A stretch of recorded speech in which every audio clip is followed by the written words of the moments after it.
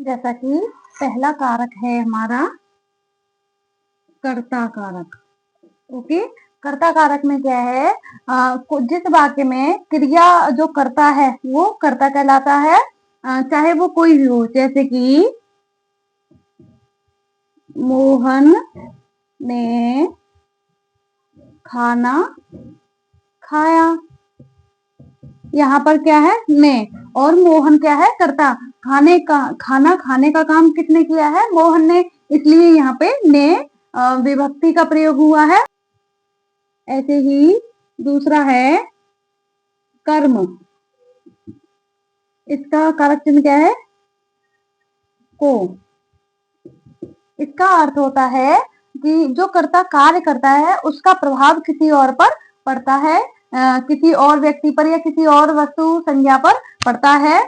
जैसे कि राम ने रावण को मारा। तो यह मारने का काम किसने किया है, राम ने किया है, और प्रभाव किस पे पड़ा है, रावण पे पड़ा है। तो यहाँ पर क्या हुआ, रावण को मारा गया है। तो यहाँ पर क्या है, एक ही और भी हैं, जैसे सीता ने तनीषा को पीटा। यहाँ पर कार्य क्या हो रहा है, पीटना, कर्म क्या किया जा रहा है, पीटने का। लेकिन ये जो सीता के द्वारा जो कर्म किया जा रहा है पीटने का, वो किस पर प्रभाव डाल रहा है, तनीषा पर। किसको पीटा है, तनीषा। हमारा तीसरा है करण कारक। यहाँ पर करण कारक के साथ चिन्ह होते हैं से या द्वारा, है ना। तो इसका मतलब है जैसे कि क्रिया किसी से जुड़ी हुई होती है, किसी साधन के द्वारा क्रिया पूरी की जाती है। यहाँ पर हम दूसरे शब्दों में कह सके कि जो करण कारक है वो साधन के रूप में प्रयोग किया जाता है। जैसे कि तनीषा ने बिल्ली को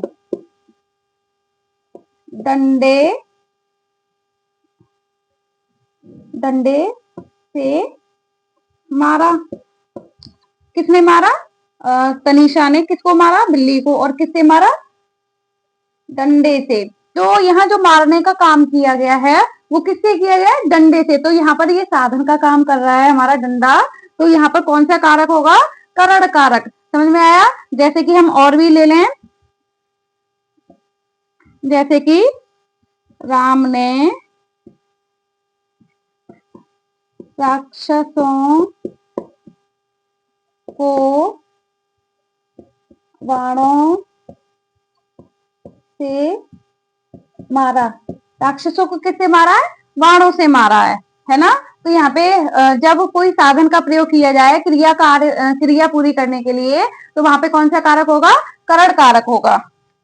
चौथा कारक है संप्रदान कारक। क्या है, उसका कारक चिन्ह क्या है, उसकी विभक्ति है के लिए और हेतु। अर्थात ऐसे कारक जिसके द्वारा जो भी क्रिया की जा रही है वो किसी और के लिए की जा रही है ना। किसी कर्ता के द्वारा किसी और संज्ञा सर्वनाम के लिए कोई कार्य किया जा रहा है, तो वो के लिए और यह हेतु से जोड़ा जाएगा। जैसे कि मीरा संजय के लिए मिठाई लाई। यहाँ पे क्या है, मीरा किसके लिए लेके आई है मिठाई, संजय के लिए। तो यहाँ पे मीरा ने जो काम किया है मिठाई लाने का, वो किसके लिए किया है, संजय के लिए, है ना। संजय के लिए मिठाई नहीं लाती तो ये कार्य नहीं करती। अपादान कारक, है ना। तो इसका जो है क्या है, से कारक चिन्ह क्या है, से। हमने से कारक चिन्ह हमने किसके लिए पढ़ा था, करण कारक के लिए। तो लेकिन उसमें जो करण कारक में जो के से जोड़ा गया है वो किसके लिए, सहायक के लिए, सहायक के लिए जोड़ा गया है, लेकिन अपादान में जो कारक चिन्ह जोड़ा जा रहा है से, वो हमेशा किसके लिए जोड़ा जाता है? अलग होने के लिए, अलग होने के लिए, है ना।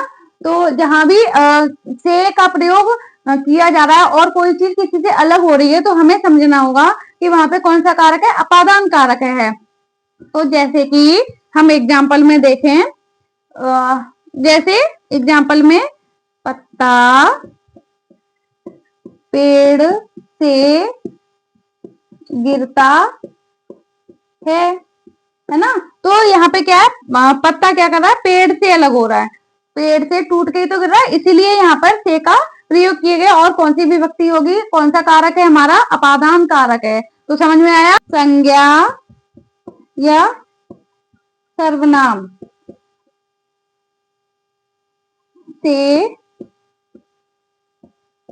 अलग होने की क्रिया अपादान कारक से जुड़ी होगी। ओके, आपको समझ में आया? अपादान कारक, जब कोई चीज किसी से अलग होती है तब वहां पे अपादान कारक होता है। जैसे कि सवारी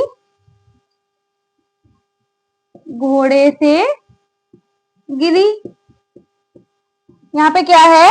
सवारी किससे गिरी है? घोड़े से, अर्थात सवारी घोड़े से अलग हो गई है, इसलिए यहाँ पे कौन सी विभक्ति, कौन सा कारक है? अपादान कारक है ना, संबंध कारक है। जैसे कि यहाँ पर विभक्ति क्या है? रारी रे, काकी के, नानी ने, है ना, ये सारी की सारी विभक्तियां हैं। और ये कर्ता और संज्ञा, सर्वनाम, कर्ता, ये सारी चीजें आपस में जुड़ी होती हैं, लेकिन यहाँ पे से, ती, सा एक दूसरे के कोई चिन्ह नहीं लगे होते हैं। यहाँ पर हम प्रयोग कर सकते हैं मेरा, मेरी, है ना, मेरे, अपना, अपने,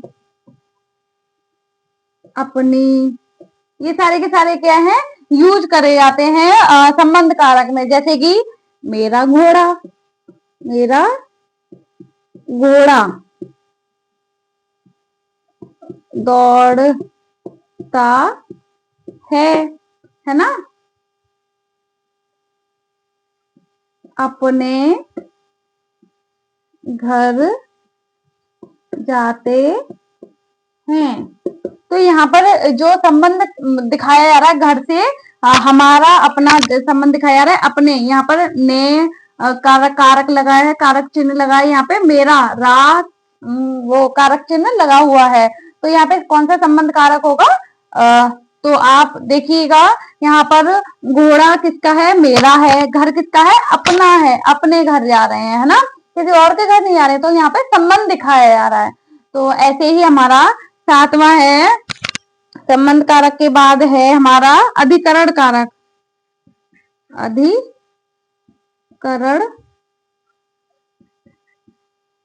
कारक, है ना, उसके लिए क्या किया गया है? यहाँ पे सातवां है अधिकरण कारक। अधिकरण का अर्थ होता है आधार, अर्थात कहें तो हम कर्ता के द्वारा जिस क्रिया के लिए आधार का अर्थ भाव प्रकट हो, उसे क्या कहेंगे? अधिकरण कारक कहेंगे। आधार,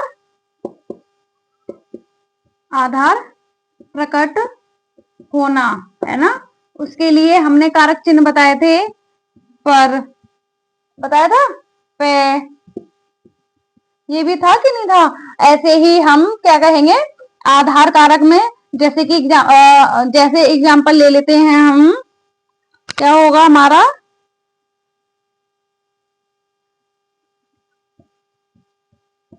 पुस्तक मेज पर रखी है। पुस्तक किस पर रखी है? मेज पर। तो यहाँ पर मेज क्या है? आधार है। मेज नहीं होती तो रखी नहीं होती मेज पे, है ना। ऐसे मेज पे क्या है? सॉरी, मेज क्या है? यहाँ आधार बनाया गया है पुस्तक रखने के लिए। ऐसे ही दूसरा एग्जाम्पल हम ले लेते हैं, मैं 3 मिनट में आ रहा हूं। यहाँ पे क्या है, 3 मिनट आधार है ना। 3 मिनट में आना है हमें। तो अगर एक समय निश्चित कर दिया गया है यहाँ पे, तो यहाँ पे आधार बना दिया गया है 3 मिनट के लिए। ऐसे ही क्या है यहाँ पे हमारा नेक्स्ट है, हमारा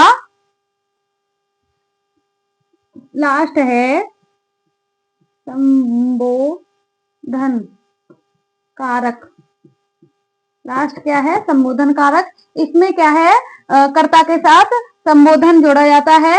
संबोधन किसी को पुकारने का संबोधन, किसी को बुलाना पुकारना, ये चीजें होती हैं जैसे कि हे, अरे, है ना, बाप रे। तो ये सारी चीज क्या है, कारक चिन्ह है। तो जैसे हम एग्जांपल ले लेते हैं यहाँ पर, जैसे कि अरे इधर आओ, है ना। जैसे और भी हैं, हे प्रभु उसकी मदद करो।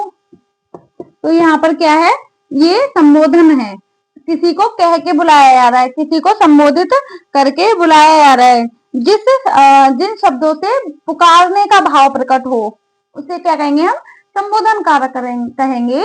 आई होप आपको हमारी वीडियो पसंद आई होगी, और वीडियो पसंद आई होगी तो लाइक करिएगा, और अगर चैनल सब्सक्राइब नहीं किया है तो चैनल को भी सब्सक्राइब करिएगा।